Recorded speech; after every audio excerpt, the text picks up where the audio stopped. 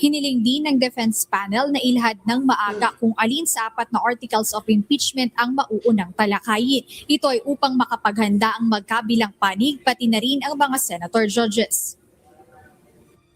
Number 1, ng order of trial, no? Meaning anong article ang unahin. And pangalawa, kung sino ang witnesses, humingi rin kami ng disclosure kung sinong mauna, sinong sunod. Bakit po? Kasi po para po makapaghanda ang bawat panig, ang prosecution at defense, at pati na rin po ang impeachment court. Prosecutors who lack a certain personnel for the marking of the exhibits. Kulang sa tao. Paano nyo mapapabilis? Yung mga hinar nyo, kulang. Nako, baka humingi na naman ng, alam nyo na, baka mag-request na naman ng, paldo. Hindi ho mapapabilis. Kasi dito, inamin na mismo, yung mga prosecutor team, kulang ho. Mismo yung private prosecutor o private individual, kulang. Tuloy natin. Need for the media to report to the public accurately and fairly what is said in court. And above all, to avoid speculation. That is important in any trial, and it's doubly important when it comes to a trial of serious allegations. And nothing could be more serious than these of criminal activity. Can I just issue a reminder to the media that anything which is said in private session may not be reported. Yes. Magandang hapon muli sa ating mga kasama. Nandito na naman tayo sa Kuya Goods nagbabalik. At syempre kung hindi ka pa nakasubscribe, pasubscribe na lang po at hit mo na rin yung bell para lagi kang updated sa ating mga video. Bago natin pasadahan ang mga video ngayong umaga, naku po, talagang matatawa ka talaga ha. Itong prosecution team, hindi ho daw prepared. Iyan ang mga balita ngayon at lagot yung mga gumagawa ng fake news. Yung mga stream media, may pakiusap po yung judge ng Chamber 2 o Chamber 3 sa ICC. Wag na ho kayong gumawa ng ka-fake newsan. Kasi kayo ang pinagmumulan ng Kayo pinagmumulan ng fake news, sabi ni Aling Ledesma eh. Sino ba yung mga stream na yan? Kilala niyo ho sila kung sino-sino sila. At ito, defense team ni Bibi Sara, aminadong may di pa pinapangalan ng testigo. Magugulat na lang kayo kung sino yung mga testigo na yan. Defense team ni Bibi Sara, aminadong may di pinapangalan ng testigo kasi pag pinangalanan nila yan, sigurado baka mamaya gawa na naman ng paraan, takutin. Ganun ang mangyayari dyan eh. Naaalala nyo ba? Yung mga defense team, yung mga 18 Maris na si Ka Orly. Di ba? Ano ginawa? Tinakot, kaya hindi na lumabas. Baka ganun din pag pinangalanan. Di ba? Kampo ni Bibi Sara, may puna sa attendance ng House Prosecutor sa pre-trial. Bakit? Umuwi daw agad. Ng tipaklong. Kayo pala, kaya pala ayaw nyo ipa-live. Kaya ayaw nyo mag-live. Dahil magsisiuwian na kayo. Bakit? Hindi nyo ba kaya yung defense team? Talagang, kung halimbawa, pag sumagot, hindi nyo katanggap-tanggap daw, di umano. Talagang mapapahiya kayo sa defense team, lalong-lalo nito yung lead defense ni Bibi Sara, ni si Atty. Sheila. Kampo ni Bibi Sara, pumalag sa mungkahi ng prosecution. Maraming balita ngayon. Talagang dito umiikot ang sambayan ng Pilipino sa balita patungkol kay Bibi Sara. Bakit hindi ka manunood? Di ba? Ginagawa na lang ng kwento ang mahal nating Vice President. Pinupolitika ng husto. Mula noon hanggang ngayon, politika. Pero ngayon, ito, isang iglap. Isang iglap, nag-iyakan kagad yung mga prosecution team. Ito. Ano to? Linipat yung kalsada, palapit, palayo. Ano ba talaga ito? Kaya kayo, nagpipili kayo ng presidente sa susunod, wag ho kayong pipili na malabo mag-isip, malabo magsalita, malabo talaga. Ito sabi dito, yung bangin nilapit sa malayo. Ano ba daw? Linipat yung kalsada, palapit, palayo doon sa bangin. At yung bangin, dinalagyan ngayon ng slope protection para hindi na maulit yung pagguho. Diyos ko po, Karudi. Saan ka nakakita ng presidenteng ganyan? Ilang beses na, ang dami ng bagay na ba? Alam mo, ang dami ng mga pangyayari ganyan. Hindi mo maintindihan kung ano yung gusto niyang iparating sa taong bayan. Inilipat sa malapit, at ang malayo sa malayo, malapit sa malayo. Hindi ko rin makuha kung ano yung punto mo, boss. Kaya sabi ni Bibi Sara sa'yo, ito, pakinggan mo ha. Ang masamang damo, tuloy. Matagal mamatay. Aray. BBM.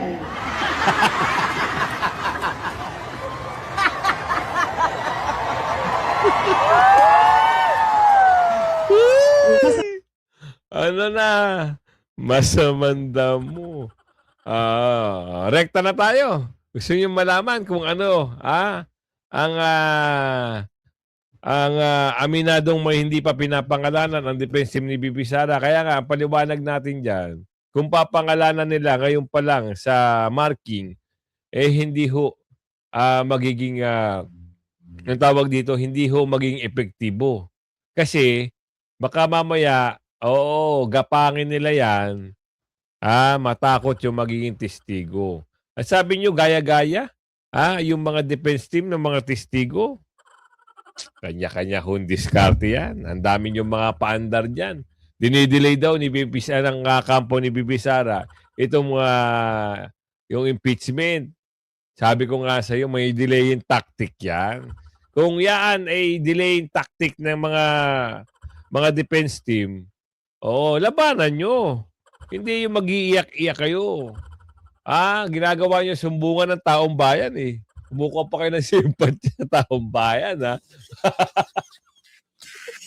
Hindi ko alam kung kakampihan kayo ng taong bayan dahil sa nakikita ko mismo sa inyong mga pahina, kung hindi mura ang nababasa ko,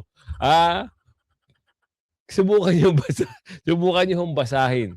Doon sa kanilang pahina, kung hindi mura, ibang klaseng salita, hindi mo masisikmura. Galit ang taong bayan. Lalo na sa mga taong durobo.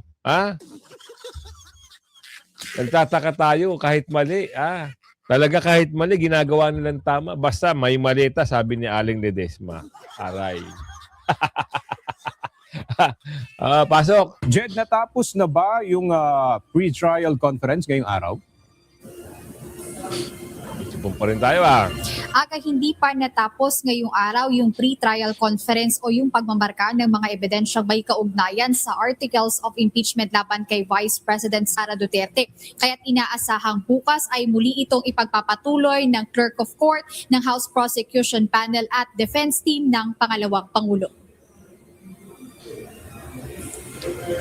Sa pagpapatuloy ng pre-trial conference kanina, ipinahayag ng kampo ni Vice President Sara Duterte na may mga testigo pa silang hindi pa pinapangalanan sa ngayon. Ayon kay Attorney Michael Powa, ang tagapagsalita ng defense team, nagpasya silang huwag munang ilantad ang mga ito para na rin sa kaligtasan ng kanilang mga testigo. Gayunpaman, tiniyak niyang susunod naman sila sa panuntunan kung kailangan ng ilabas ang mga pangalan bago ang paglilitis. Kami din sa defense, meron din kaming na-reserve na witnesses, hindi namin pinangalanan. Bakit? Para sa kanilang seguridad. And if there is a rule that we have to disclose within 3 days, wala naman po kami nagiging problema doon. In fact, kami pa nga po yung humingi ng disclosure. Hiniling din ng defense panel na ilahad ng maaga kung alin sa 4 na articles of impeachment ang mauunang talakayin. Ito ay upang makapaghanda ang magkabilang panig pati na rin ang mga senator judges. Number 1, ng order of trial, meaning anong article ang unahin. And pangalawa, kung sino ang witnesses, humingi rin kami ng disclosure kung sinong mauna, sinong sunod. Bakit po? Kasi po, para po makapaghanda ang bawat panig, ang prosecution at defense, at pati na rin po ang impeachment court, ang ating senator judges. At kami din naman po sa defense, kung hiningi namin yun sa prosecution, meron din naman po kami na kami rin ay sumilalim sa ganung disclosure.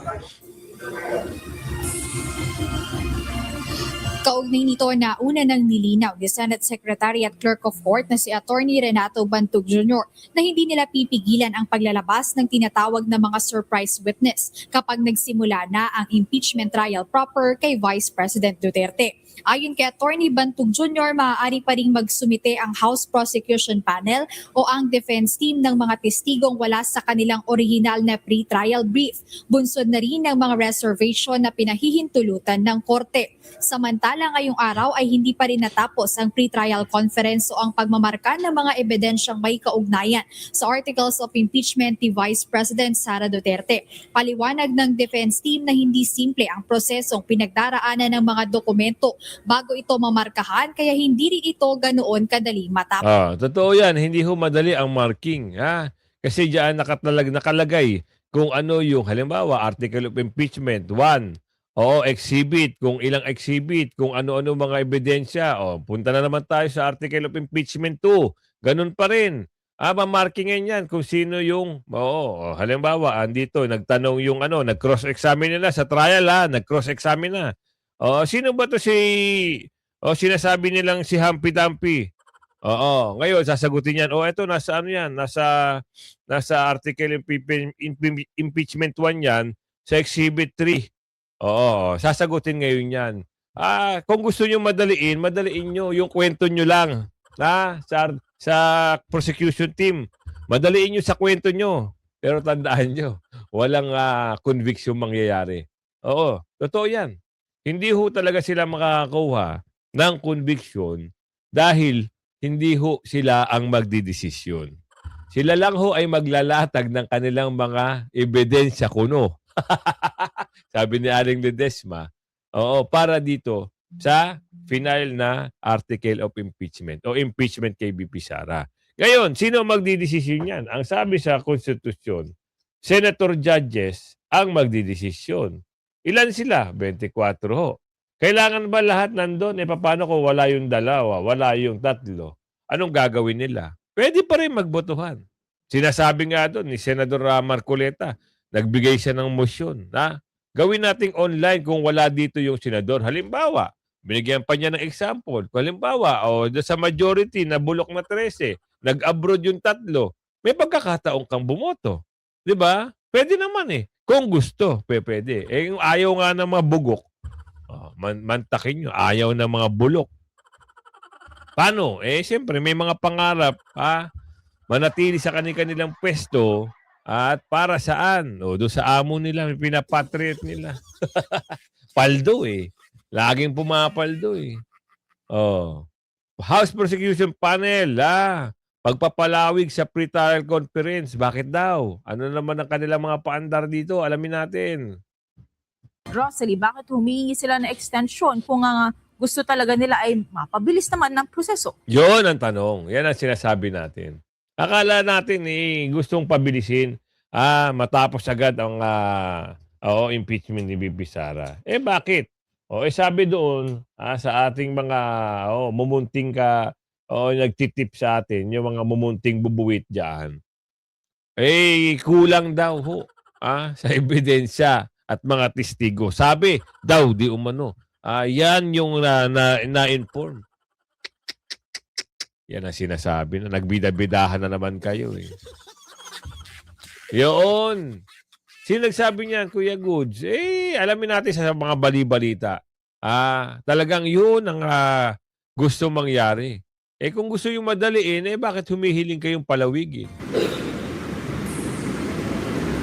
Monica, dahil nga sa dami ng documentary evidence, meron ang House Prosecution Panel para sa paglilitis kay Vice President Sara Duterte. Hindi pa rin tapos yung pagmamarka ng mga ebidensya hanggang ngayong araw ng Martes, June 25. Yung article of impeachment na umano'y maling paggamit ng confidential fund, bumibilang na sa 4,000 yung documentary evidence. Dami, Bukod diba? pa doon sa article na umano'y hindi maipaliwanag na kayamanan ng pangalawang Pangulo. Hanggang June 25 nga, yung batay sa schedule ay nakatakdang pagtatapos ng pre-trial conference.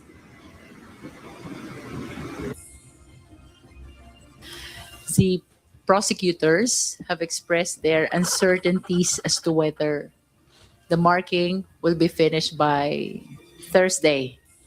And that is why we reached out already to Secretary Bantug through Secretary General Chaloy Grafil, whether there are other measures which may be considered to be able to expedite more the process of marking the exhibits. Oo. Kailangan daw expedite more. Hanggang kailan? Wala namang problema yan sa kampo ni BP Sara eh. Wag lang ho kayo. Sabi ni Aling Ledesma, gusto daw niyong madaliin. Hindi ho pwedeng madaliin. Kung kayo may sariling exhibit, may sarili kayong dokumento, gawin nyo, kayong mag-marking.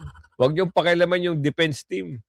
Meron silang kakayahan at ayaw na lang maging yun ang maging mitya para matalo itong pre-trial o trial. Kahit naman ho matalo sa trial, sige, botohan na lang. Yun ang kalalabasan nun eh.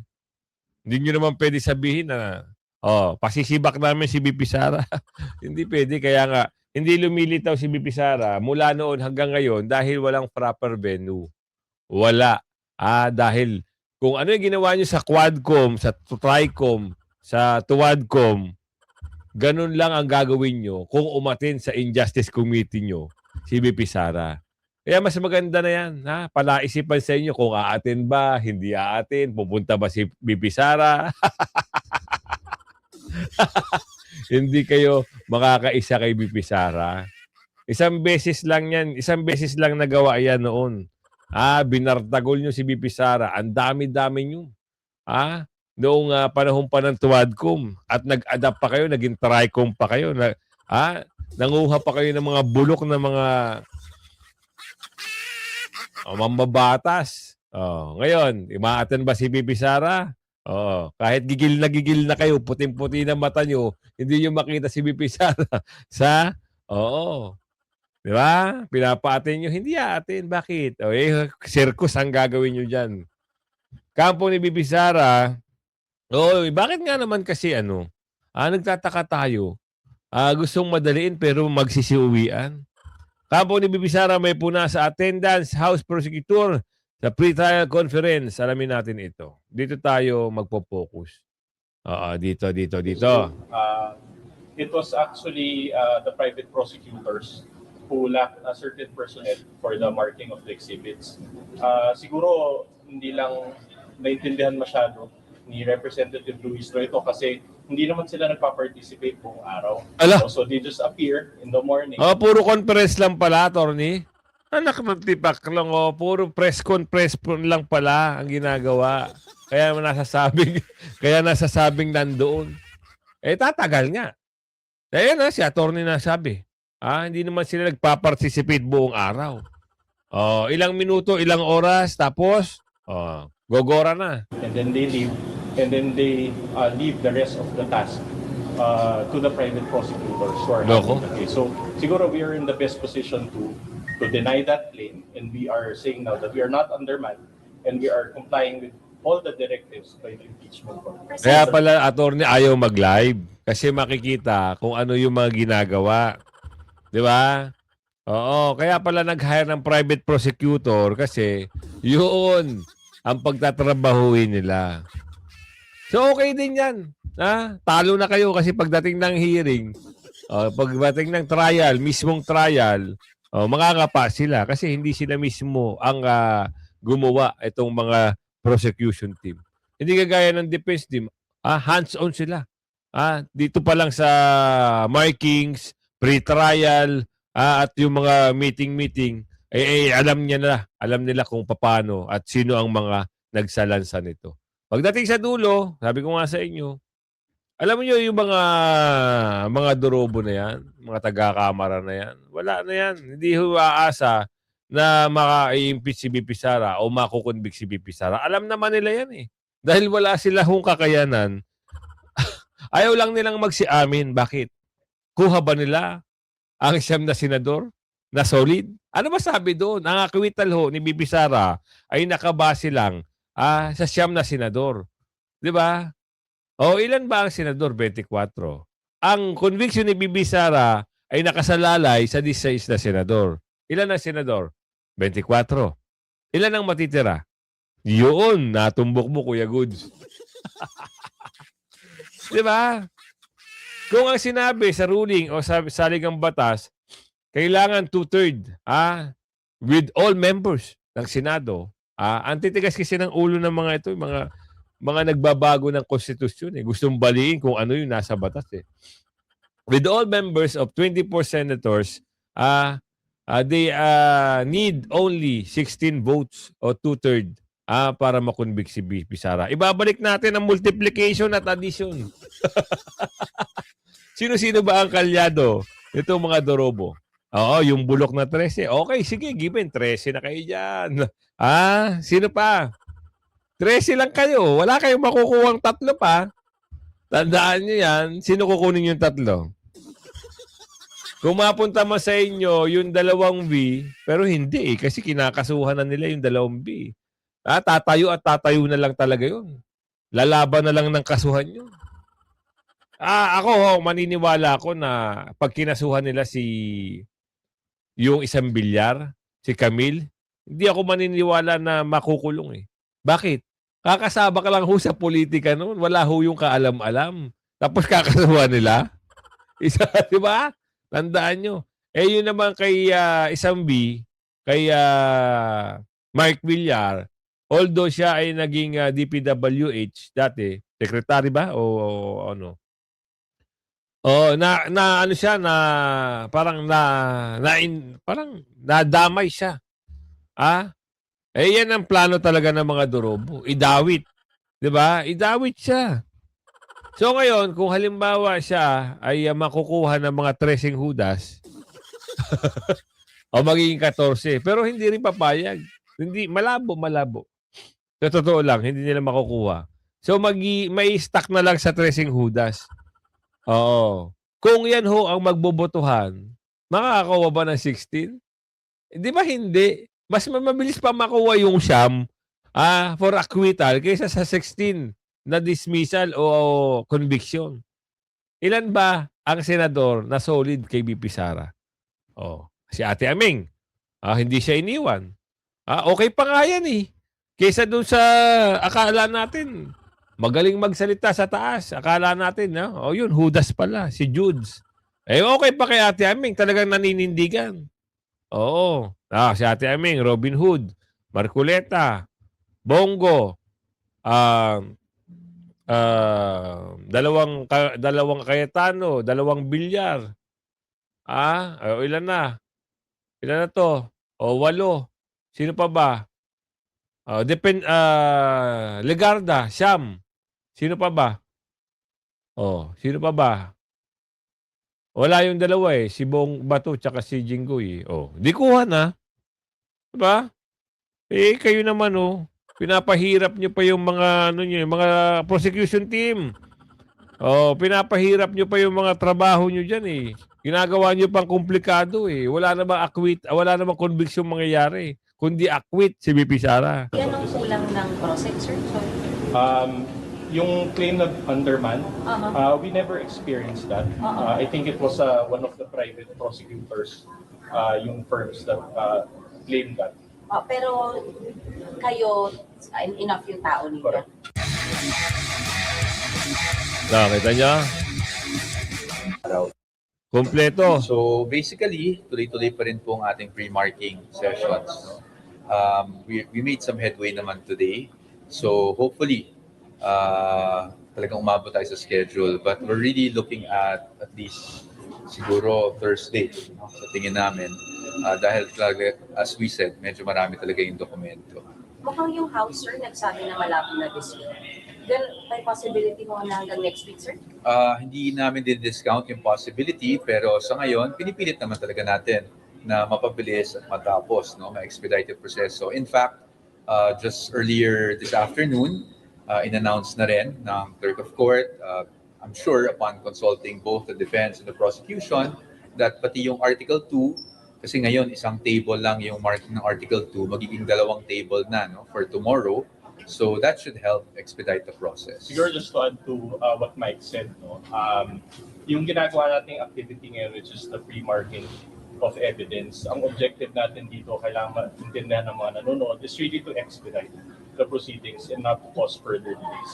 So although it's appearing that it's taking time, that remains to be objective of this activity. Pero attorney, sabi po ng prosecution, cause of delay daw po sa marking of exhibits, yung defense team dahil kulang daw po sa lawyers yung reactions. Actually, I was there personally, and the opposite was true. The opposite is true.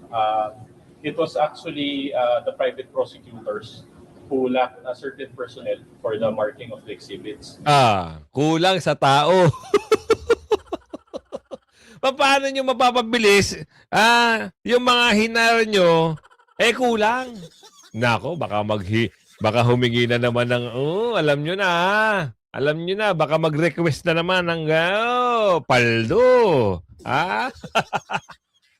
Hindi ho mapapabilis. Kasi dito, inamin na mismo, yung mga prosecutor team, kulang ho. Mismo yung private prosecutor o private individual, kulang. Siguro hindi lang naintindihan masyado ni Representative Luis ito kasi hindi naman sila nagpa-participate buong araw. No? So they just appear in the morning and then they leave and then they leave the rest of the task to the private prosecutors who are handling the case. So, makinig ka naman. Oo, Ate Maring, Aling Maring. Aling Maring. Sinabihan ka na, kulang kayo sa tao at hindi kayo nakikipag-participate. Tapos, ang hilig nyo magngangaw-ngaw sa press con, gusto nyong paniwalain ng taong bayan, ito, nagsasabi ho ng totoo. Kulang kayo sa tao. Tapos sabihin nyo, mabilisin. Sabihin nyo, dinidelay ng defense team ang impeachment. Kayo ho pala ang nagpapadelay, Aling Maring. Bukayo kayo ngayon. siguro we are in the best position to deny that claim, and we are saying now that we are not undermined and we are complying with all the directives by the impeachment court. Precisely, anong kulang ng prosec, sir? Sorry. Yung claim na undermanned, we never experienced that. I think it was one of the private prosecutors, yung firms that claimed that. Pero kayo, enough yung tao ninyo. Correct. Yeah. Prosec is enough din. The point is, the defense really is willing to adjust, no? Kung ano man yung kinakailangan to expedite. And we have been doing that. Katulad nung ngayon na sinabi na tomorrow magkakaroon ng dalawang table na finally yung Article 2, we're okay with it. Wala tayong problema doon. Because like we said, we're not here to delay anything. Diba? Ang kailangan lang po talagang maintindihan ng tao, katulad ng sabi ni Attorney Mark, is itong marking is significant for an orderly conduct of the trial itself. Pero hindi ko kayo kulang ng tao, sir. Hindi po kami kulang ng tao. Nice. In fact, Tama. we're able to adjust all the time. Yung isahang pagmarka ng mga comments na sinasabi ng prosec, ayaw niyo raw po pumayag, sir.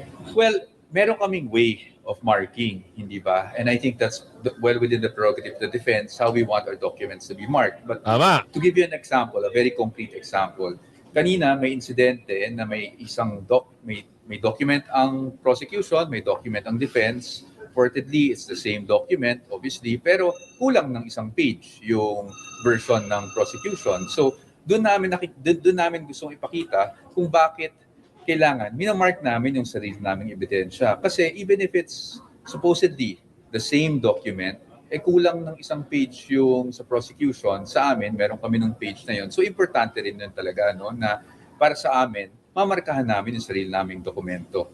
I don't know if Attorney CJ would also like to add on to that. So if a document has the markings, if we're supposed to be bringing home our documents. So we don't want the documents bearing the marking to be with the prosecution demand, diba? So we also have documents that bear the different annotations. So paano pa ganun? Ang gusto kasi ng prosecution is that all their documents be marked. Para naman kami. Diba, nasa kanila lang yung documents. This is not different from regular trial. The parties always have the option to mark their own documents. The court never says no to that. This is just an administrative matter. Yan. And in fact, pag pumunta sa trial, bibilis to.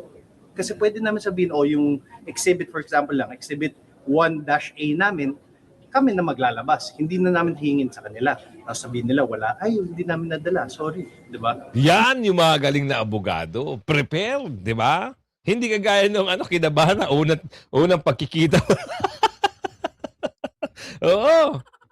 Kaya pala nagkaroon ng chismis daw di umano o kuro-kuro o kung ano naman yung dinepensa na parang para daw nilamo ng buhay, meron ng palang basihan yung mga nagsalita at yung mga nagkwento na para daw nilamo ng buhay. Kasi nga, ayan, mismong si attorney, mismong kulang ang tao at minsan daw hindi makita. At hindi makita o parang hindi on hands. Hindi naman hindi makita. Ibig sabihin, hindi, parang saglit lang umaalis na pinapaubaya na doon sa mga private prosecutor. Ngayon, anong magiging system nito? Ang kalalabasan nito, kung hindi ka handa at hindi ginagawa ng defense team ni BP Sara ang kanilang mga tungkulin bilang tagapagtanggol ng ating Vice President, matatalo. Ayaw naman natin humantong na kagaya ng sinabi ni Atty. CJ na meron silang dokumento at tayo, yung sa defense team, walang hawak. Kailangan, pag sinabi, nasa Article 2 of impeachment, Article 2, etong kaso na ito, labas niyo yung defense niyo, exhibit ganito. Yung exhibit kasi tinatawag na, parang ebidensya. Kung yun ang pagkakaalam ko. Yan, kung umabot ka sa ating video na ito, ako naman ay maglalambing sa inyo. Nako, ito pa pala. Wag muna kasi may babala pala itong si judge ng ICC ng Chamber 3 ba ito? Chamber 2 na nagbabala siya dito sa mga dorobo, sa mga stream. Wag ho kayong gumawa-gawa ng kwento. Is the Iwasan nyo yung fake news, ha? Ito, tuloy natin. need for the media to report to the public accurately and fairly what is said in court, and above all, to avoid speculation. That is important in any trial, and it's doubly important when it comes to a trial of serious allegations, and nothing could be more serious than these of criminal activity. Can I just issue a reminder Yan na. to the media that anything which is said in private session may not be reported. Nakuha nyo. Yan ang babala, wag ho kayo gawa-gawa kwento, ha? At syempre, kung umabot sa video natin yan, ako naman ho ay maglalambing sa inyo. Paki-like, share nyo ang video natin. At syempre, simbang banat ho, pakisuportahan natin. Tulungan natin ho itong mamang ito. Bata ba ito, mama? Ngayon, maganda na ho, ito yung kanyang YouTube channel. Ayan, ito. Ayan yung kanyang YouTube channel. Tulungan natin siya. Magaling ho siyang mag-deliver. Magaling din gumawa ng impormasyon. At magaling din bumanat. Binabanatan niya yung mga dorobo. Lalong-lalo na yung mga dorobo sa Kabanang Bayan. Binabanatan niya rin yan. May potential ho ito kaya mas maganda. Pagdating ng okay na, meron tayong kakampi. Hindi lang yung mga bulager ang maninira.